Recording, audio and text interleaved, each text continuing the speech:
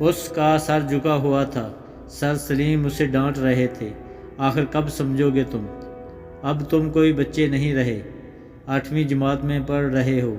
میں تو تنگ آ گیا ہوں تم سے۔ پڑھتے نہیں تو اسکول کس لیے آتے ہو؟ اس کا سر شرم سے جھکا ہوا تھا۔ سر سلیم نے پھر کہا، چلو جاؤ یہاں سے، اگر آئندہ ٹیسٹ میں تمہارے نمبر کم آئے تو مجھ سے برا کوئی نہ ہوگا، سمجھے؟ پھر وہ تھکے تھکے قدموں سے چلتا ہوا اپنی سیٹ پر بیٹھ گیا۔ امجد، میں نے تمہیں کل ہی سمجھایا تھا کہ سبق یاد کر کے آنا، لیکن تم سنتے ہی نہیں۔ ڈانٹ پڑ گئی نا بڑی کلاس میں۔ خاور کی آواز اس کے دماغ پر ہتھوڑے برسا رہی تھی۔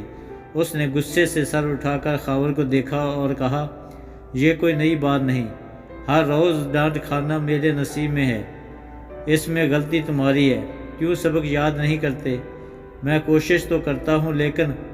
خاور نے اس کی بات کاٹتے ہوئے کہا، اگر تم کوشش اور محنت کرو گے تو ضرور کامیاب ہوگے۔ میں اپنے آپ کو بدلنے کی کوشش کروں گا، اس نے آہستہ سے کہا۔ چھٹی کی گھنٹی کی آواز سنتے ہی وہ اٹھا، اپنا بیگ اٹھایا اور چل پڑا۔ گھر پہنچتے ہی اس نے بیگ صوفے پر رکھا اور پلنگ پر لیٹ گیا۔ اسی وقت دروازے پر دستک ہوئی اور امی کمرے میں داخل ہوئی۔ انہوں نے پوچھا، کیا بات ہے بیٹا، تمہاری طبیعت تو ٹھیک ہے؟ امی، سر میں درد ہو رہا ہے، آرام کرنا چاہتا ہوں، اس نے آہستہ سے کہا۔ تھوڑی ہی دیر میں وہ سو گیا۔ اسے سوئے ہوئے کچھ ہی دیر گزری تھی کہ اچانک دروازے پر دستک ہوئی۔ اس نے اٹھ کر دروازہ کھولا تو یہ دیکھ کر حیران رہ گیا کہ اس کے سامنے علامہ اقبال کھڑے تھے۔ ہمارے قومی شاعر؟ ہاں میں، علامہ اقبال نے جواب دیا اور کہا، میں ایک خاص مقصد کے لیے یہاں آیا ہوں، مجھے تم سے شکایت ہے۔ علامہ اقبال کے منہ سے یہ الفاظ سن کر اس کا سر شرم سے جھک گیا۔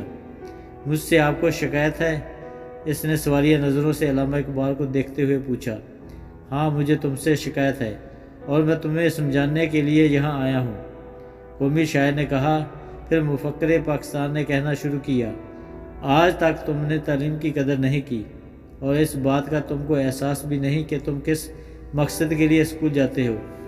تم تو میرے شاہین ہو، میں نے تو تم سے بہت سی امیدیں وابستہ کر رکھی ہیں، لیکن تو اپنی تعلیم پر توجہ نہیں کرتے، ہمیشہ نقل کر کے پاس ہوتے ہو۔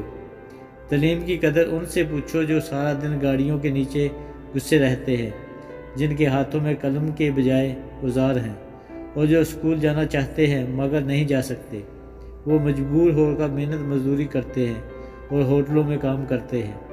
تم کو یہ معلوم ہونا چاہیے کہ کتنی مشکل اور محنت کے بعد تمہارے والدین پیسے کماتے ہیں، مگر تم نہ صرف ان کے محنت سے کمائے روپے ضائع کر رہے ہو بلکہ اپنا قیمتی وقت مزید ضائع کر کے اندھیروں میں گم ہو رہے ہو۔ میں شرمندہ ہوں، اس نے آہستہ سے کہا۔ میرے شاہین، تمہیں اپنا مقصد خود بنانا ہے۔ اونچا مقام حاصل کرنے کے لیے تمہیں کوشش اور محنت کرنی چاہیے۔ میں اب محنت اور کوشش کروں گا۔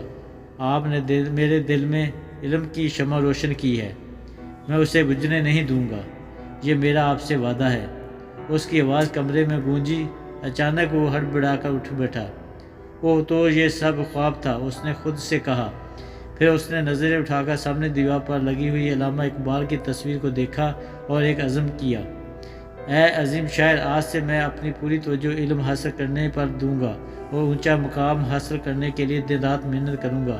آپ کو ہرگز مایوس نہیں کروں گا بلکہ اقبال کا حقیقی شاہین بن کر دکھاؤں گا۔ Thanks for watching add.